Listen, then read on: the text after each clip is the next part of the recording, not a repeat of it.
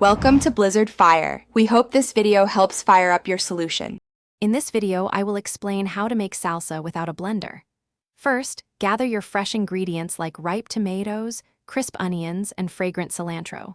You'll also need a sharp knife and a sturdy cutting board.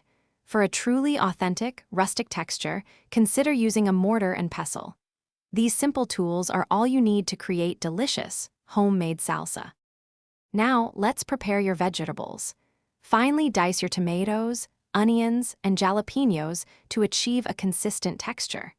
Mince your garlic and cilantro very finely so their flavors distribute evenly throughout the salsa. Remember to remove the seeds from your jalapenos if you prefer a milder salsa, or leave some in for more kick. Next, combine all your finely chopped ingredients in a medium-sized bowl. This is where the magic happens. Squeeze in fresh lime juice. It adds a wonderful brightness and acidity that balances the flavors.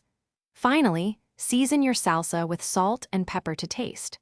Start with a small amount and adjust as needed until it's perfect for you. Once mixed, allow your salsa to rest for at least 30 minutes. This crucial step lets all the flavors meld together beautifully. Serve your fresh, homemade salsa with crispy tortilla chips, or use it as a vibrant topping for your favorite tacos and grilled dishes. Store any leftover salsa in an airtight container in the refrigerator for up to 5 days. Thanks for watching. If you found this helpful, don't forget to like and subscribe.